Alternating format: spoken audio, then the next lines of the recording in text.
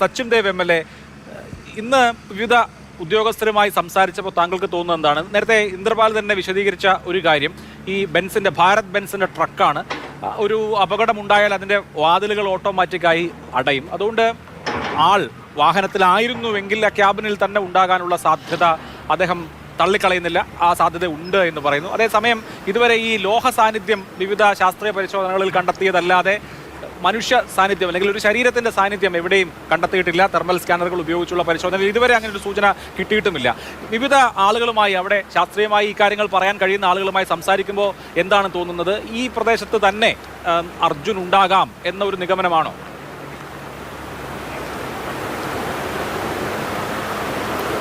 തീർച്ചയായും അത്തരമൊരു നിഗമനത്തിൽ എത്തിച്ചേരുകയല്ലാതെ നമുക്ക് ഈ സന്ദർഭത്തിൽ മറ്റ് മാർഗങ്ങളില്ല.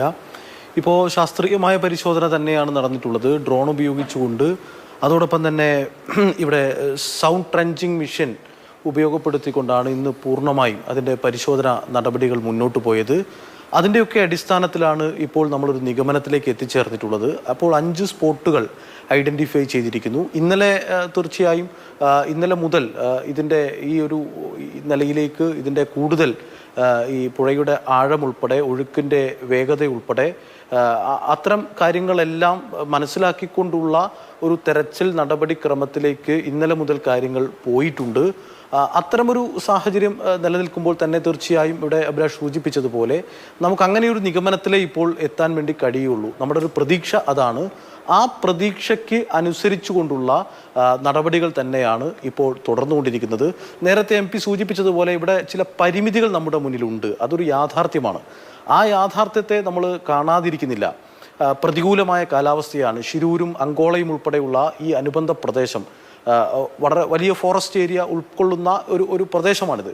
അത്തരമൊരു പ്രദേശത്ത് തുടർച്ചയായ മഴ വരുന്നു, ഇടവേളകളില്ലാതെ മഴ പെയ്യുന്ന സാഹചര്യം ഉണ്ടാകുന്നു, അതിവേഗതയിൽ കാറ്റ് വീശുന്നു. അതോടൊപ്പം തന്നെ പുഴയിലെ ഒഴുക്ക് ഓരോ മഴ കഴിയുമ്പോഴും ഒഴുക്കിൻ്റെ വേഗത കൂടിയും കുറഞ്ഞും മാറുന്നു. അങ്ങനെ വരുമ്പോൾ ഇപ്പോൾ ഡൈവിംഗ് സംവിധാനം നമ്മൾ കൊണ്ടുവന്നാലും, ഇപ്പം ഡൈവിംഗ് എക്സ്പേർട്സ് ഡൈവ് ചെയ്യാൻ തുടങ്ങിക്കഴിഞ്ഞാലും നേരത്തെ ഇവിടെ സൂചിപ്പിച്ചതുപോലെ സാധാരണഗതിയിൽ ഒരു 3 നോട്ട് വരെ പരമാവധി ഒഴുക്കിൻ്റെ വേഗതയിൽ ഡൈവ് ചെയ്യാൻ വേണ്ടി കഴിയും. പരമാവധി ഒരു 3 നോട്ട് വരെയാണ് സാധാരണഗതിയിൽ ഡൈവ് ചെയ്യാറുള്ളത്. പക്ഷേ ഇത് ഇപ്പോൾ അതിനേക്കാൾ കൂടുതൽ 6 നോട്ട് വരെയൊക്കെ ഉയരുന്നു എന്നുള്ള ഒരു പ്രശ്നം നമ്മുടെ മുന്നിലുണ്ട്.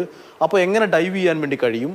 പുഴയ്ക്കടിയിലെ ഈ പറഞ്ഞിരിക്കുന്ന ലോറിയുടെ സാന്നിധ്യമുണ്ട് എന്ന് നമ്മൾ നിഗമനത്തിലെത്തിയിരിക്കുന്ന അവിടേക്ക് കടന്നുപോയി അതിനടിയിൽ നിന്ന്, അതിൻ്റെ ക്യാബിനാണെങ്കിൽ ആ ക്യാബിനുള്ളിൽ നിന്ന് എങ്ങനെ ഈ അർജുൻ ഉൾപ്പെടെ അതിനകത്തുണ്ടെങ്കിൽ അവരെ കണ്ടെത്തുക എന്നുള്ളത് വളരെ ശ്രമകരമായ ഒരു പ്രവർത്തനമാണ്. അത് വളരെ ശാസ്ത്രീയമായി മാത്രം നിർവഹിക്കാൻ വേണ്ടി കഴിയാവുന്ന ഒരു കാര്യമാണ്.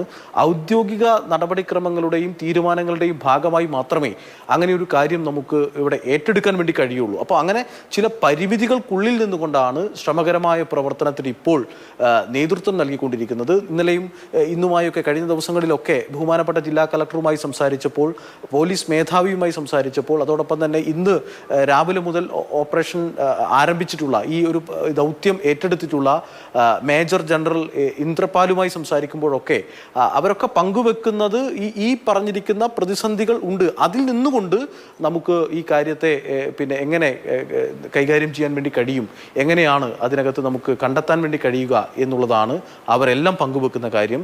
തീർച്ചയായും കംപ്ലീറ്റായ ഒരു ഒഫീഷ്യൽ നടപടിക്രമങ്ങളുടെ ഭാഗമായി മാത്രമാണ് ഇവിടെ കാര്യങ്ങൾ മുന്നോട്ട് പോകുന്നത്. ജനപ്രതിനിധികളും അതോടൊപ്പം തന്നെ സ്ഥലം MLA സതീഷ് അദ്ദേഹം ഇവിടെ കേന്ദ്രീകരിച്ച് പ്രവർത്തിക്കുന്നുണ്ട്. അതോടൊപ്പം തന്നെ ജില്ലാ കളക്ടർ, പോലീസ് മേധാവി, മറ്റ് ജനപ്രതിനിധികൾ ഇവരെല്ലാം ചേർന്ന് ഔദ്യോഗികമായ കൂടിയാലോചനയുടെയും നടപടിക്രമങ്ങളുടെയും ഒക്കെ ഭാഗമായിട്ടാണ് ഈ കാര്യങ്ങളെല്ലാം നമ്മളിപ്പോൾ ഏറ്റെടുത്തുകൊണ്ടിരിക്കുന്നത് എന്നുള്ളതാണ്. ഇപ്പോൾ കാര്യങ്ങൾ നമുക്ക് ആ നിലയിലാണ് നമുക്ക് പറയാൻ വേണ്ടി കഴിയുക. തീർച്ചയായും ഇവിടെ ഇപ്പോൾ ഡ്രഡ്ജറിന്റെ അടക്കം കാര്യം സൂചിപ്പിക്കപ്പെട്ടു. കൂടുതലായി എന്തെങ്കിലും സംവിധാനം, കൂടുതൽ എക്സ്പെർട്ടൈസ് ഉള്ള കൂടുതൽ സേനാംഗങ്ങൾ അല്ലെങ്കിൽ കൂടുതൽ സാങ്കേതിക സംവിധാനം അങ്ങനെ എന്തെങ്കിലും ആവശ്യമുള്ളതായി തോന്നുന്നുണ്ടോ? അല്ലെങ്കിൽ അങ്ങനെ ആവശ്യം ഈ റെസ്ക്യൂവേഴ്സിന്റെ ഇടയിൽ ഉയർന്നു വന്നിട്ടുണ്ടോ?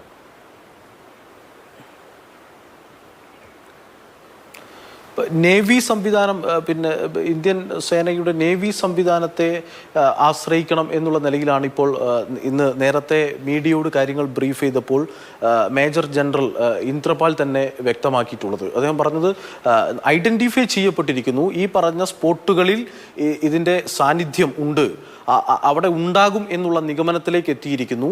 ഇനി ഡൈവ് ചെയ്യാൻ ആവശ്യമായിട്ടുള്ള സാഹചര്യം നമ്മുടെ മുന്നിലേക്ക് വരേണ്ടതുണ്ട്. അതിന് പിന്നെ ഡൈവിംഗ് എക്സ്പേർട്സ് ആയിരിക്കുന്ന നേവി ഉൾപ്പെടെയുള്ള സംവിധാനങ്ങൾ, അവരുടെ സംവിധാനങ്ങൾ അത് തീർച്ചയായും ആ കാര്യത്തിൽ ഒരു ശ്രമം നടത്തേണ്ടതുണ്ട്. അത് ജില്ലാ ഭരണകൂടത്തിൻ്റെയും ഗവൺമെൻറ്റിൻ്റെയും ഒക്കെ ഒരു പെർമിഷനോട് കൂടി അവരുടെ എല്ലാം ഒരു മേൽനോട്ടത്തിൻ്റെ ഒക്കെ അടിസ്ഥാനത്തിൽ കാര്യങ്ങളെ കൃത്യമായി വിശകലനം ചെയ്തുകൊണ്ട് എന്ത് നടപടിയിലേക്ക് നേവി സംഘം പോകണം എന്നുള്ളതിനെ സംബന്ധിച്ച് തീരുമാനിക്കും. നേരത്തെ MP സൂചിപ്പിച്ച പോലെ നാളെ രാവിലെയോടുകൂടി തുടർന്നുള്ള നടപടികൾ ആരംഭിക്കും. ഇപ്പോൾ അവിടെ പിന്നെ ബൂം ലെങ്ത് ക്രെയിൻ ഉപയോഗപ്പെടുത്തിക്കൊണ്ട് മണ്ണ് മാറ്റി, പുഴയിലേക്ക് ഇറങ്ങിയിരിക്കുന്ന മണ്ണ് പരമാവധി മാറ്റി നാളെ സൗകര്യപ്രദമാകുന്ന വിധത്തിൽ ഡൈവ് ചെയ്യാനും അതോടൊപ്പം തന്നെ മറ്റ് നടപടികൾ, തെരച്ചിൽ നടപടികൾ സുഗമമായി നടത്താൻ കഴിയാകുന്ന ഒരു അന്തരീക്ഷം അവിടെ ഒരുക്കിയിട്ടുണ്ട്.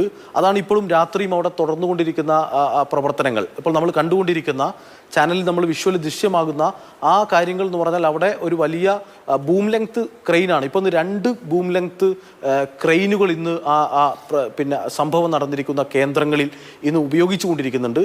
അത് കൂടിയാകുമ്പോൾ തീർച്ചയായും സുഗമമായി നാളെ രാവിലെ ആകുമ്പോഴേക്കും കുറെ കൂടി കാര്യങ്ങളിൽ നമുക്ക് വ്യക്തത ഉണ്ടാക്കാൻ വേണ്ടി കഴിയുമെന്നാണ് കരുതുന്നത്. തീർച്ചയായും എന്തായാലും ഒരു പോസിറ്റീവായ കാര്യം സംഭവിക്കട്ടെ എന്ന് നമുക്ക് പ്രതീക്ഷിക്കാം.